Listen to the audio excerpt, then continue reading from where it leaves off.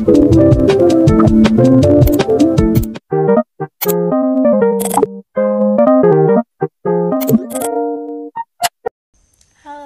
Assalamualaikum warahmatullahi wabarakatuh. Perkenalkan, nama saya Askia Lutfi, NIM 220210021.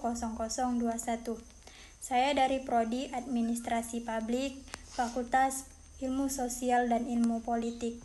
Di sini saya akan menjelaskan tentang pengertian dan ruang lingkup manajemen.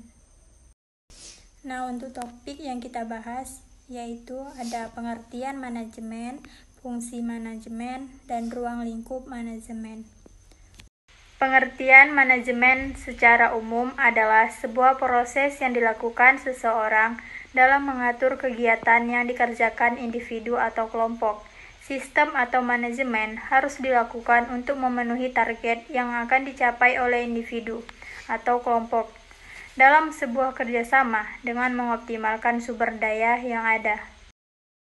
Manajemen juga diartikan sebagai seni, yang artinya kemampuan pengelolaan sesuatu. Itu merupakan seni menciptakan kreatif. Hal ini merupakan keterampilan dari seorang, bisa dikatakan penerapan ilmu manajemen bersifat seni. Jadinya, manajemen itu adalah sesuatu yang sangat penting karena berkenaan dan berhubungan erat dengan pencapaian tujuan.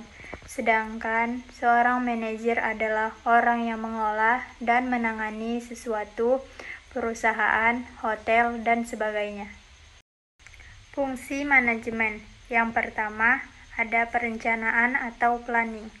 Perencanaan adalah penentuan terlebih dahulu apa yang akan dikerjakan.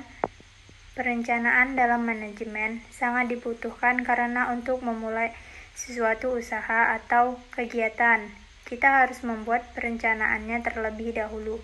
Tanpa perencanaan yang baik, manajemen tidak akan berjalan dengan baik. Dalam perencanaan, membuat strategi yang dirumuskan untuk mencapai tujuan. Yang kedua adalah pengorganisasian atau organizing. Perorganisasian adalah sebuah fungsi dari manajemen yang tujuannya membagi-bagi tugas sesuai kemampuan yang dimiliki.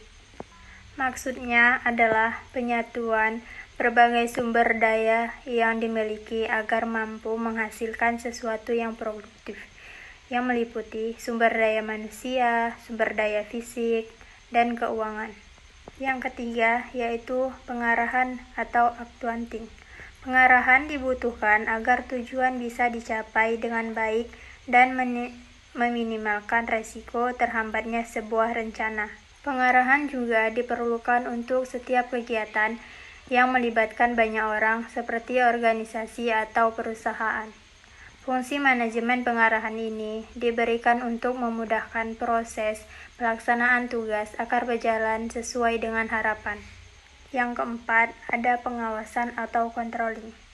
Pengawasan diperlukan agar pekerjaan yang dilakukan mencapai tujuan perusahaan.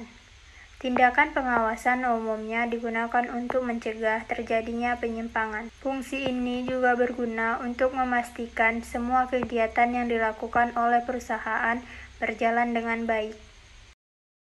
Nah, materi selanjutnya ada ruang lingkup manajemen. Ruang lingkup manajemen menurut ahli adalah yang pertama, planning atau merencanakan. Kegiatan merencanakan adalah pekerjaan manajemen di awal. Isinya berupa merencanakan tujuan dan proses yang diharapkannya akan terwujud. Seorang manajer perlu membayangkan, menggambarkan, hingga mendefinisikan hal-hal apa saja yang perlu ia dan timnya lakukan agar semuanya bisa tercapai.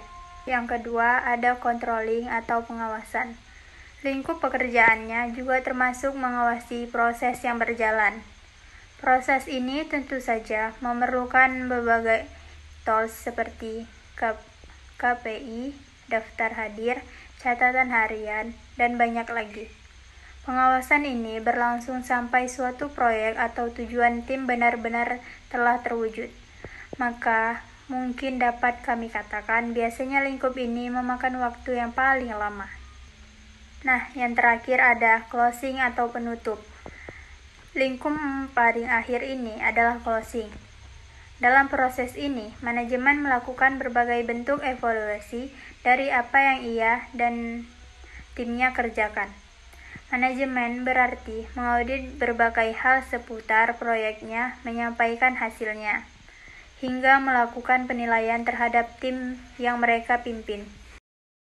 Sekian dari saya penjelasan tentang pengertian manajemen dan ruang lingkup manajemen. Saya minta maaf jika penyampaian saya masih kurang lengkap. Wabillahi taufiq walhidayah. Wassalamualaikum warahmatullahi wabarakatuh.